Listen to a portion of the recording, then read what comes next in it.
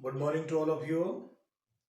आज मैं आपको स्टोरी बताने जा रहा हूं एक बहुत ही फेमस नॉवल की। उसका नाम है आजादी। This novel is written by Chaman Nahal. ये स्टोरी भारत की विभाजन के समय की है। जब भारत आजाद हुआ तो भारत को दो भागों में बांट दिया गया। एक भाग भारत था तो दूसरा भाग पाकिस्तान। उस समय जब परिवार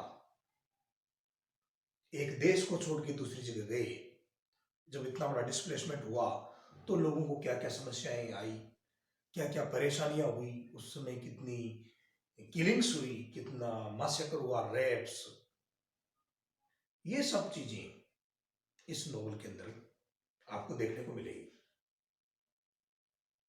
इस नोवेल के चीफ प्रोटैगनिस्ट की बात करें तो नोवेल का जो चीफ प्रोटैगनिस्ट है वो है लाला काशीराम।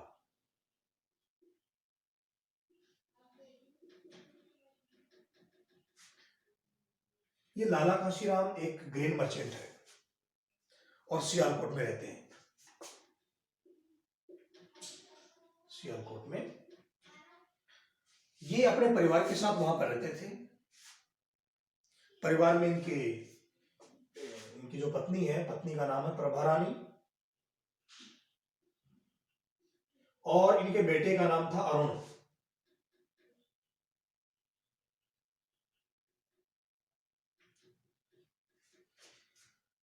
3 जून 1947 तक तो सब कुछ बड़े मजे से चल रहा था, कोई दिक्कत नहीं थी। सियालकोट में हिंदू और मुस्लिम कम्युनिटी के लोग बड़े मजे से रह रहे थे। कुछ सिख कम्युनिटी के लोग वहां, वो भी वहां पर थे। तो as usual everything was going on smoothly, बड़े मजे से रहते थे। एक सामंजस्यपूर्ण कम्युनल हार्मोनी का एनवायरनमेंट वहां पर था। लेकिन 3 जून 1947 को भारत के वायसराय लॉर्ड माउंटबेटन ने ये घोषणा कर दी कि भारत अगस्त 1947 को आजाद हो जाएगा, लेकिन ये देश दो भागों में बट जाएगा। एक पार्ट का नाम भारत रहेगा, दूसरे नाम का जो पार्ट होगा उसका नाम होगा पाकिस्तान। जैसे ही ये न्यूज सियालकोट में स्प्रेड हुई, सियालकोट में तो जो एक कम्युनल हार्मोनी का जो एनवायरनमेंट था वो कंप्लीटली डिस्टर्ब हो गया।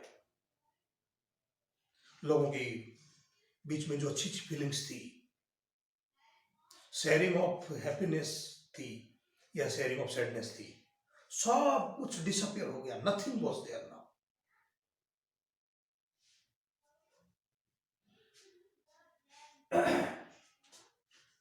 वहां लाला काशीराम की फैमिली में प्रभा रानी थी, अरुण था, इनकी बेटी थी, बेटी का नाम था Madhu. Though she was married. Lala Kashiram Bibi अमरवाटी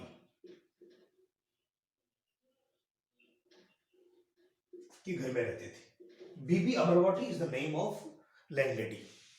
तो उसके घर में बड़े आराम से रह रहे थे। लाला काशीराम का परिवार भी था उनमें, और बाकी लोगों के परिवार भी थे। बाकी जैसे हम बातचीत कर सकते हैं, एक सिंह फैमिली भी वहां पर थी, सिंह परिवार, एक सिख फैमिली थी जिसमें ये भी बड़े मजे से रह रहे थे।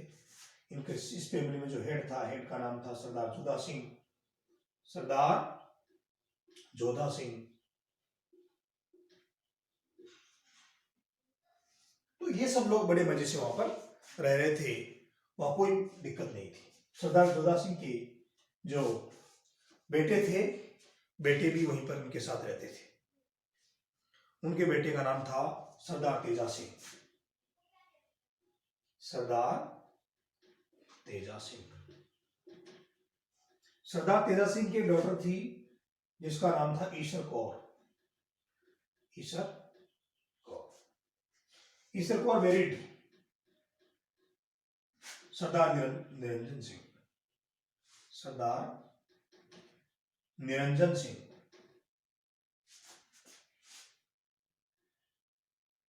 निरंजन से।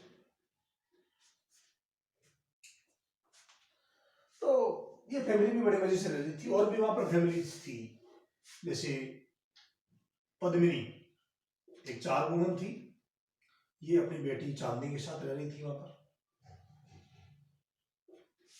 चांदनी के साथ ये बड़े मजे से वहां पर रह रही थी। बाकी एक खुद बेबी अमरवटी का परिवार था, एक मुकुंदास मदर थी, मुकुंदास मदर, ये भी वहां पर थी। बेटे का नाम जैसा कि लिखा हुआ है मुकुंदा, तो बेटा अभी था, बट बेटा जो था वो क्रिमिनल एटीट्यूड का आदमी था, इसलिए he was in the jail. तो सब कुछ बड़े मजे में चल रहा था, कोई दिक्कत नहीं है। There was a very nice environment in Sialkot. Announcement के बाद कंडीशंस कंप्लीटली चेंज हो गई। मुस्लिम्स वहां के जो थे वो एक प्रोसेशन निकाल रहे थे, victory procession, and in victory procession they were aggressive, and in the very same time they were in a mood of enjoyment, and they were shouting the slogans, Allahu Akbar, Allahu Akbar, Pakistan Jindabad, Pakistan Jindabad।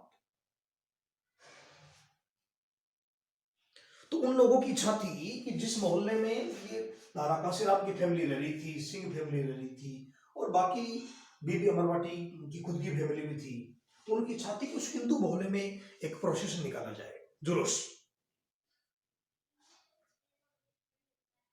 लेकिन हिंदू मोहल्ला के लोग बहुत डरे हुए थे, क्योंकि उनका पता था कि मुस्लिम समाज के लोग हैं, और उनको ये पता चल गया कि सियालकोट जो है पाकिस्तान को दिया गया है। एंड इसमें एक सबसे बड़ी इंपॉर्टेंट बात यह थी कि जो पार्टीशन था that was based on religion, it was communal based partition. इसलिए in Pakistan Muslims were expected to live, and in India Hindus were expected to live. तो सभी हिंदू मोहल्ला के लोग डरे हुए थे, उन्होंने अपने अपने गेट बंद कर लिए थे। हिंदू मोहल्ला के दोनों तरफ, आगे और पीछे की तरफ दे हैड गेट्स, तो वो उन्होंने कस करके बंद कर दिए। पर जुलूस निकालने वाले लोग वो बहुत कट्टर थे, they were full of communal frenzy. इसलिए उन लोगों ने ये जिद की कि हम तो हिंदू मोहल्ला के अंदर ही जुलूस निकालेंगे। यद्यपि उस समय उनके साथ,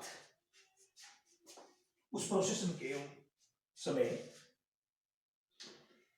पुलिस इंस्पेक्टर भी वही मौजूद थे, रहमत, सॉरी नॉट रहमत, Inayatullah Khan, Inayatullah Khan who was the police inspector, so he was also there। और वो ये चाहता था, जो पुलिस इंस्पेक्टर है उसका नाम है इनायत उल्लाह खान,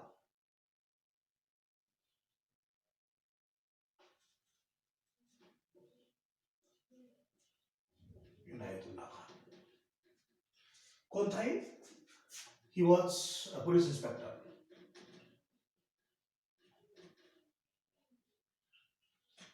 ये अपने साथ कांस्टेबल्स को लेकर के वहां पर मौजूद था, और इसकी भी इच्छा थी। देखिए ये सब क्यों हुआ? बिकॉज ये जो विभाजन था ये कम्युनल बेस्ड था, इसलिए इनायतुल्लाह खान मुस्लिम कम्युनिटी से उनका बिलोंग होने के कारण उनकी भी इच्छा ये थी कि यहाँ के जो मुस्लिम समाज के लोग प्रोसेशन निकाल रहे हैं तो उनको प्रोसेशन निकालने की परमिशन दी जाए। तो उन्होंने अपने साथ में जो कांस्टेबल्स थे, जिनमें सिख कांस्टेबल्स भी थे, उनको ऑर्डर दिया, बट एक बार के लिए वो तैयार नहीं हुए, बिकॉज उस हिंदू मोहल्ला में सिख कम्युनिटी के लोग भी रहते थे। तो ये एक कम्युनल बेस्ड मैटर था, तो सभी अपने अपनी कम्युनिटी को सपोर्ट करने लग गए थे। They did not care about their job. तो बार बार इन्फेसिस करने के बाद एक बीम ला करके जब वो गेट को तोड़ने की कोशिश कर रहे थे, तभी फॉर्चुनेटली वहां के डेप्यूटी कमिश्नर पहुंचे, and his name was Pranath Chadda.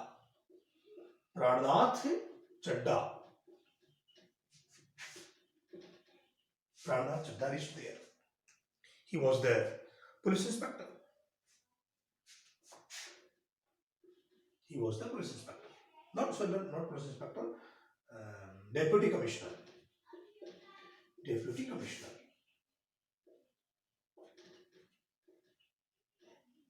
इनके साथ में सुपरिंटेंडेंट ऑफ पुलिस भी पहुंचे and his name was Asgar Siddiqui. He was the superintendent of police. Superintendent of police.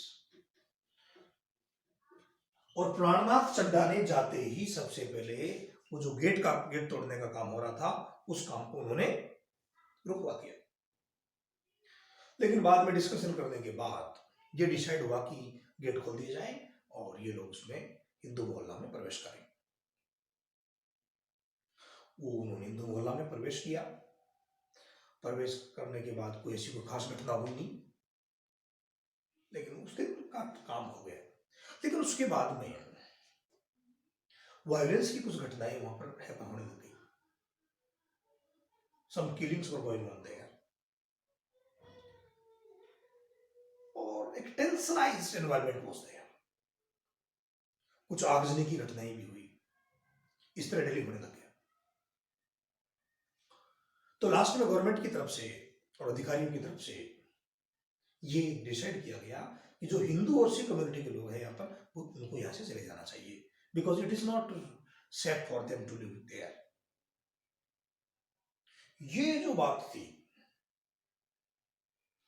ये लाला काशीराम के लिए और बाकी सभी फैमिलीज के लिए हार्ट ब्रेकिंग थी, बिकॉज उनकी जिंदगी यहीं गुजर रही थी. उनका व्यवसाय यहीं था. उन्होंने जैसा भी कुछ कमाया था, जो रेपुटेशन कमाई थी, सब यहीं की थी. अरे जाए तो कहाँ जाए, कौन सा है उनका घर? Nothing was certain. कुछ भी सर्टन नहीं था. बट जैसा कि फिक्स किया गया था तो लाला काशीराम बड़ी दुखी मन से वहां से जाने का डिसाइड करते हैं. इसमें इस काम में इनकी हेल्प देखिए. इसमें बहुत इंपॉर्टेंट चीज देखने की है कि इस कम्युनल फ्रेंजी की एनवायरनमेंट में भी कुछ लोग ऐसे थे हु रिमेन्ड अनचेंज्ड, जिनके कोई चेंज नहीं हुआ. Like we can talk about Chaudhary Barkat Ali. Chaudhary Barkat Ali, he was Lala Kassiram's friend. He was living there with his wife.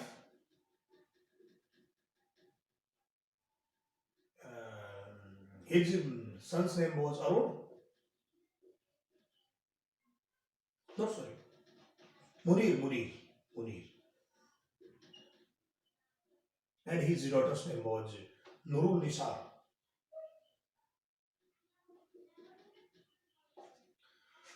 Chaudhary Barkat Ali was not changed. उसको पता लग गया था, माहौल था जो एक दूसरे के प्रति हेटेड का, हिंदू और मुस्लिम का, वो लोगों के बीच में है, ये पता लग गया था. But he was not changed. इन्होंने लाला काशीराम को सूचना पहुंचा दी कि आपको एज सुन एज पॉसिबल यहां से निकल जाना चाहिए. तो लाला काशीराम और बाकी फैमिलीज रेफ्यूजी कैंप में जाते हैं. रेफ्यूजी कैंप वहीं सेट कर रखा था वहां पर. और रेफ्यूजी कैंप का जो कमांडर था, उसका जो इंचार्ज था, उसका नाम था रहमत उल्ला खान. रहमत उल्ला खान. ये मुनीर का फ्रेंड था. He was मुनीर्स friend. सो जब मुनीर का और इनकी मुलाकात हुई तो Munir was very happy to know that my friend is working here as the camp commander और कैंप इंचार्ज. बट यहाँ रहमतुल्ला खान का इस तरह का कोई एटीट्यूड यहाँ पर नहीं था. He was just performing some formalities. इसकी निगाह तो रहमतुल्ला खान की निगाह तो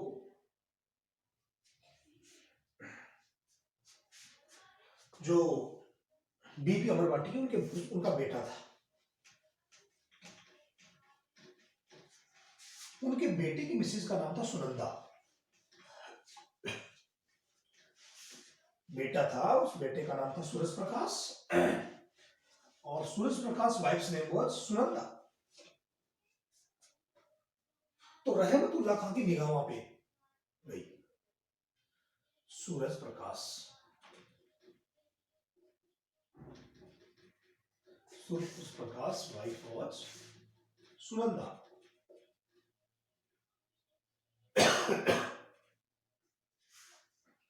तो सुनंदा की तरफ अट्रैक्ट हुआ कौन? रहमत उल्लाह खान। तो जब कभी भी ये इनके टेंट में आता, क्योंकि वहां पर टेंट प्रोवाइड किए गए थे रहने के लिए, सभी लोग टेंट में रह रहे थे, तो वहां जो टेंट प्रोवाइड किए गए थे उस टेंट में लाला काशीराम के टेंट में ही आता, तो उसका ध्यान सिर्फ सुनंदा की तरफ रहता। और इस मामले में उसने अरुण से भी बातचीत की एक बार कि यार तू कैसे भी करके मेरा सुनंदा का कॉन्टेक्ट करवा दे, but Arun was very angry to know about it.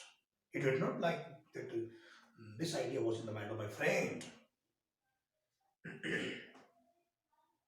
इसी कैंप में ही लाला काशीराम को अपनी बेटी की मृत्यु की जानकारी मिलती है।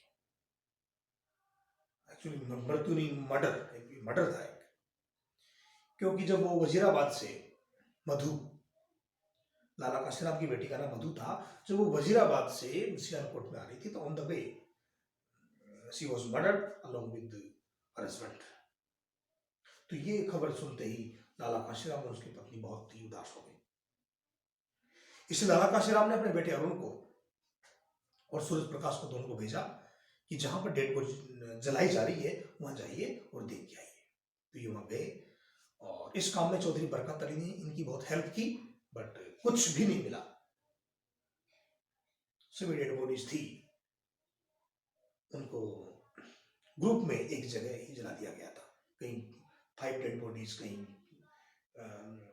10 डेड बॉडीज, उनको जला दिया गया था। और जब जलाने की व्यवस्था भी नहीं हो पाई तो उनको गाड़ दिया गया था। इस प्रकार से ये लोग अपना टाइम उसमें कैंप में बिता रहे थे।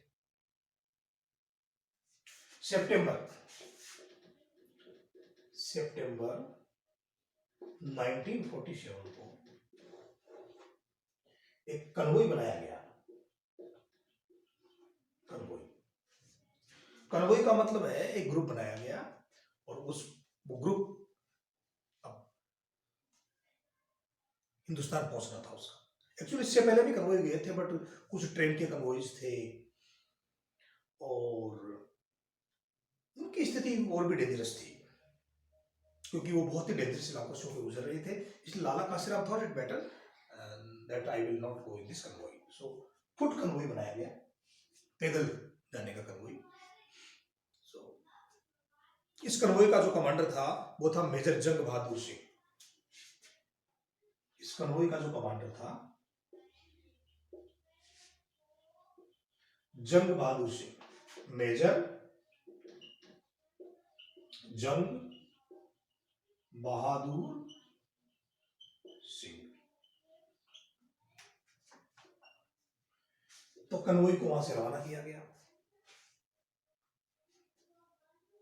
कन्वॉय का जाना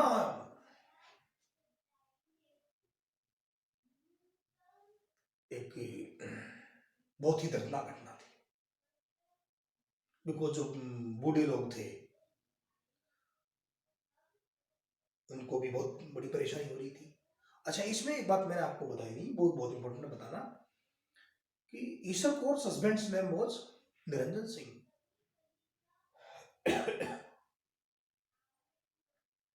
He was the staunch follower of Sikhism। तो वहां ये बातचीत चल रही थी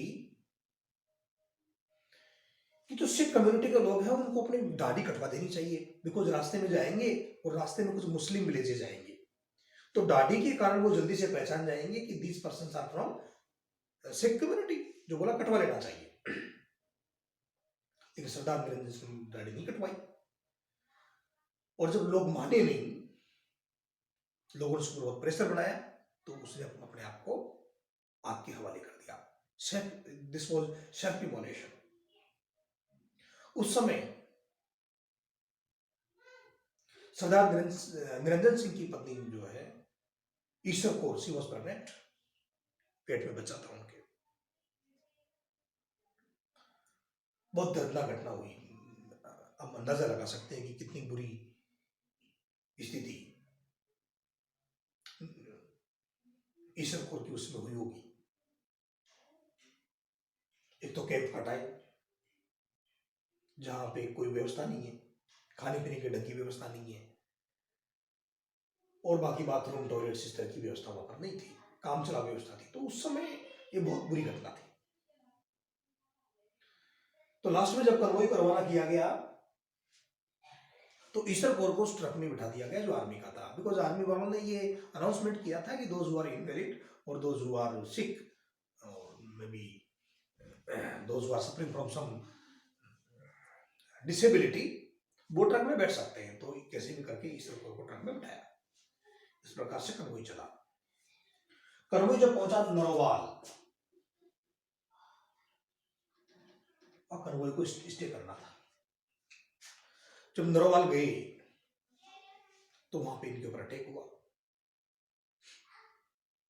इतना भयंकर अटैक हुआ कि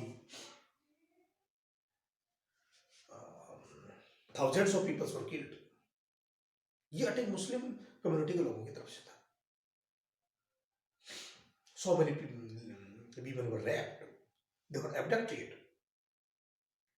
Their breasts were chopped off. A naked parade of ladies, of women were taken out in the markets. कितनी बुरी घटना थी। लोगों के अंदर भावनाएं, emotions were completely killed. They did not have any place in their hearts. Narowal में ही एक नेकेड वीमेन का प्रोसेस निकाला गया था। उसको देखने के लिए अरुण और सूरज प्रकाश गए थे।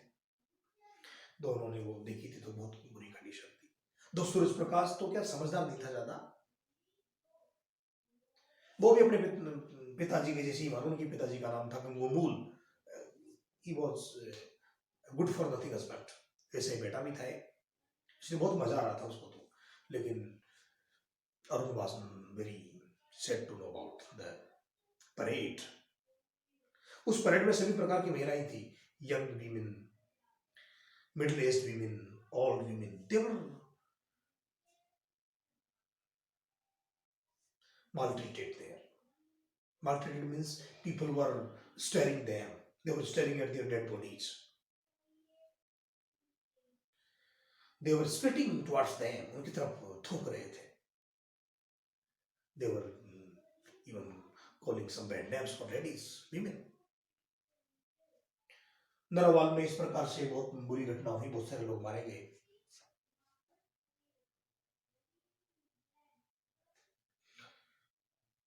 इसी बीच में और घटना होती है। वो घटना यह थी कि जो कैंप इंस्पेक्टर था, कैंप कमांडर, कैंप इंचार्ज रहमतुल्लाह खान, उनकी निगाह जैसे मैंने बताया था पहले आपको सुनंदा के ऊपर थी। तो he got the chance and he forcefully to खराबे इन संभाल, सब कोई खलियान में उसको जबरदस्ती ले गए और ले जाकर रेप किया उसके साथ।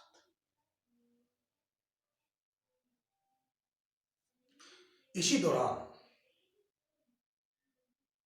अरुण का भी बाहर निकलना हो गया। वैसे उसको आर्मी पर्सनल ने भी रोका था, लेकिन रुका नहीं। जब वो गया तो उसको पता चल गया, बाहर में कोई आवाज आ रही थी, वहां देखा तो सुनंदा बाला और रहमतुल्लाह खान दोनों ऑब्जेक्शनेबल कंडीशन में थे। रहमतुल्लाह खान रेप कर रहा था सुनंदा के साथ। ये देख करके अरुण बस इंफ्यूरिएटेड, और उसने एक हड़ पड़ा हुआ था वहां पे उसका लकड़ी का, उसने उसके सिर पे मारी और वहां से वो मर गया। और वो लेकर के वापस आया। जब वो आया तो ही डिड नॉट फाइंड चांदनी, क्योंकि अब चांदनी के प्रति उसका प्रेम हो गया था। जब सियालकोट में था तो he loved Nurul Nisar very much. Nurul Nisar कौन? बरकत अली की बेटी, उससे बहुत प्यार करता था। लेकिन पार्टीशन के बाद वो प्यार टूट गया, इसलिए उनका जो प्यार था वो चांदनी के प्रति डेवलप हो गया था। और चांदनी के प्रति उसकी भावनाएं भी कुछ अलग प्रकार की थी। He wanted to marry her. उसने इस बात का अनाउंसमेंट अपनी मदर के सामने कर दिया था, प्रभा रानी के सामने, अरुण ने, कि I want to marry her. लेकिन अरुण की मदर इस बात के लिए रेडी नहीं थी। इसलिए this was the second love of Arun. जब वो आया तो चांदनी नहीं मिली, तो ये इस प्रकार था जैसे कोई पहाड़ टूट पड़ा हो उसके ऊपर, जिससे उसके ऊपर बिजली गिर गई हो, वो उसको नहीं मिली। जैसे फिर आगे बढ़ते गए तो जहां जहां भी इनका रुकना होता था वहां पे thousands of peoples were killed. जब लास्ट में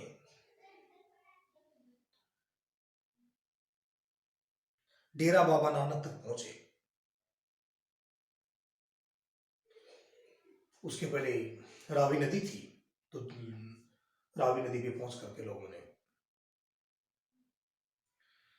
भारत माता की मिट्टी को लिया, अपने माथे पे लगाया और ऐसा एहसास कर रहे थे जैसे उनको सेलिब्रेशन मिला हो, मोक्ष मिला हो। जिस जिंदगी में जिस चीज के लिए वो बहुत तरस रहे थे वो चीज उनको मिली हो। उसके बाद बाबा डेरा नानक पहुंचे, क्योंकि वहां से फिर इंडिया की बॉर्डर स्टार्ट होती थी। बाबा डेरा नानक तक आते आते कन्वॉइज में से 50% से ज्यादा लोग मर गए थे, बहुत कम बचे थे। उसके बाद ये लोग अमृतसर पहुंच गए।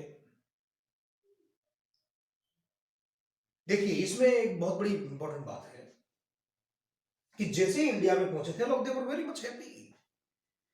There happiness did not know any bound, कि अब तो हिंदुस्तान में आ गए। लेकिन वहां जाकर के हालत खराब हो गई कि हिंदुस्तान में हम जा पा रहे हैं, क्या कोई हमारा घर है वहां पर? क्या है? They did not have any destination. तो अमृतसर में इनके कुछ रिश्तेदार थे, वहां गए, लाला काशीराम, इनके साथ में बीवी अमरवती, उनका परिवार भी था, और सरदार जोधा सिंह ये भी इनके साथ थे।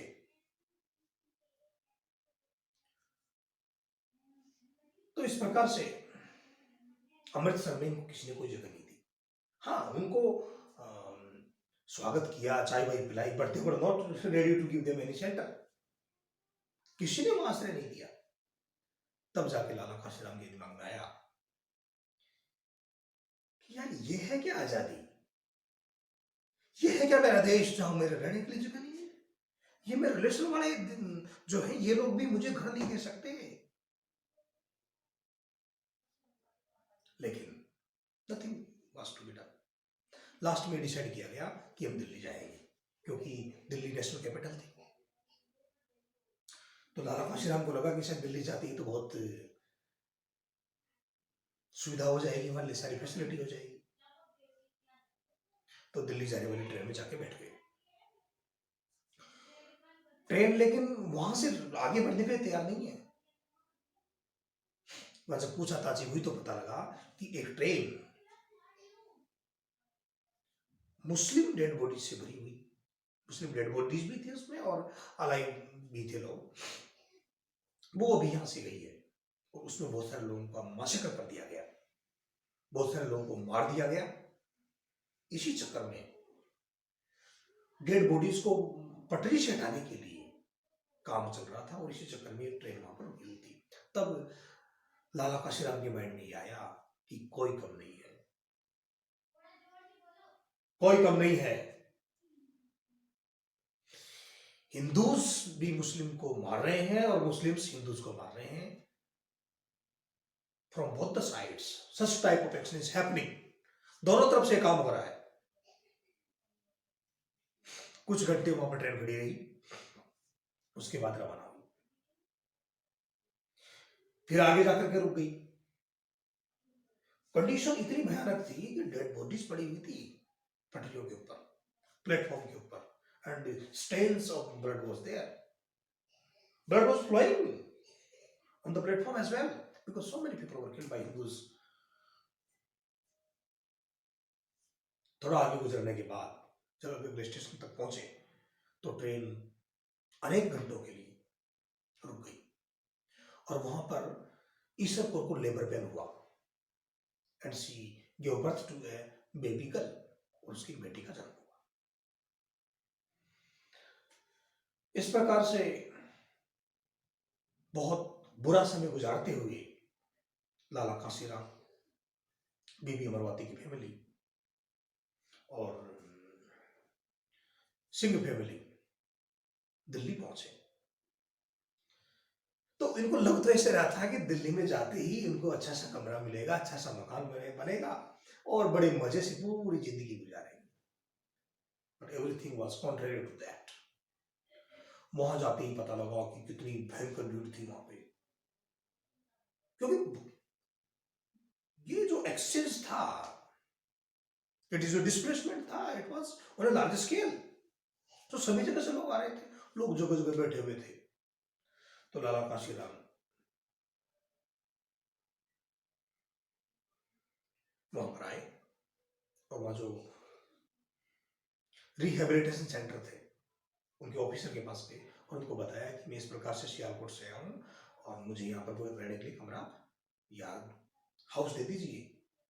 तो उसका जो एटीट्यूड था ऑफिसर का, वो it was completely different. He did not pay any heed to the sufferings of Lala Kashiram. Rehabilitation centre के ऑफिसर ने ये कहा कि आप यहाँ क्यों आए हो, दिल्ली क्यों आए हो, सभी लोग दिल्ली की दिल्ली आ जाते हो, क्या है दिल्ली में। ये असहनीय की बात थी उसके लिए, क्योंकि वो मर्जी से नहीं आया था। ये पार्टीशन था जिसने उसको फोर्स किया था वहां आने के लिए, otherwise he was living a very standard and respected life there in Sialkot.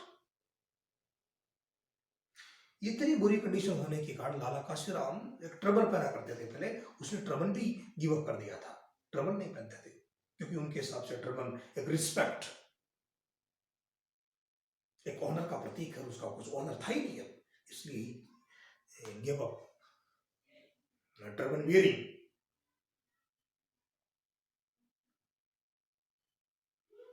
लाला काशीराम के माइंड में आया अब क्या किया जाए। वो जगह जगह अनेक कैंपों में, रिहेबिलिटेशन सेंटर में, इवाकुई जो खाली करके जो मुस्लिम समाज के लोग गए थे उनकी प्रॉपर्टी का भी इंचार्ज बनाया था लोगों को, इवैक्यूइज प्रॉपर्टीज इंचार्ज, वहां भी वो लोग गए बट कुछ भी नहीं मिला उनको। इसके बीच में सिंह फैमिली के जो लोग थे वो चले गए वहां से, उनको कोई रिश्तेदार मिल गया और उन्होंने बेटर समझा इसको जाने। लाला काशीराम दर दर भटकते रहे और उनको कुछ मिला नहीं। वो जहां कहीं भी मिलने जाते वहां उनसे ब्राइब की डिमांड की जाती, नॉट डायरेक्टली, इनडायरेक्टली उनको पता लग जाता कि अगर आपको घर चाहिए तो उसके लिए आपको कुछ ब्राइब देनी पड़ेगी। ब्राइब का मतलब रिश्वत। Lala Kasiram did not want to give any bribe because he had only rupees 2000. He only had 2000 rupees with him. और उसको लगा कि अगर मैं ब्राइब दूंगा, रिश्वत दूंगा, तो वहां एक कमरे के लिए 1000 रुपए की रिश्वत थी, तो उसको लगा कि तो मुझे पता नहीं कितने दिन खाना खाना पड़ेगा, मेरे पास अभी कुछ अर्निंग भी नहीं है, तो how should I give 1000 rupees as a bribe to the officer. तो उसने नहीं दिया। कैसे भी करके उनको एक कैंप में हटमेंट मिली जिसमें 2-3 कमरे थे, वहां हटमेंट में जा करके रहे। इसी बीच में महात्मा गांधी का असेसिनेशन हो गया। Assassination of Mahatma Gandhi.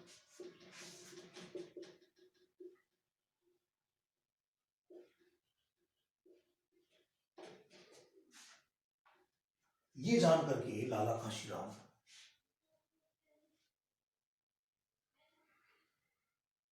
was full of sadness,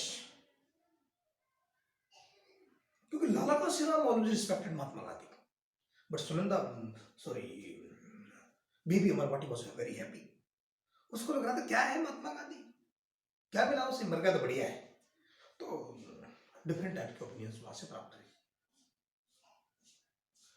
उसके बाद लाला काशीराम ने छोटी सी दुकान खोली, एक प्रोविजन स्टोर, और वहां अपना काम करने लग गए।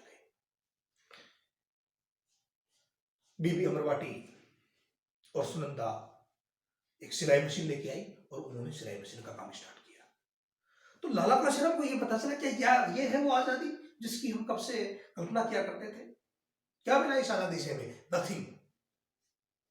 हमारी जिंदगी में जो कुछ था सब कुछ नष्ट हो गया।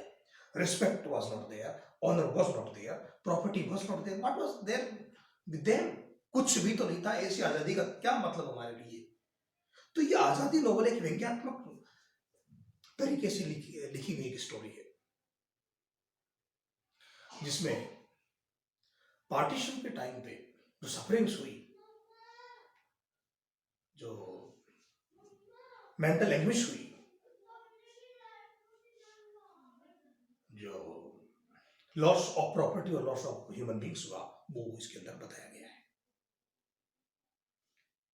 आई होप ये स्टोरी आपको समझ में आई होगी। Thank you.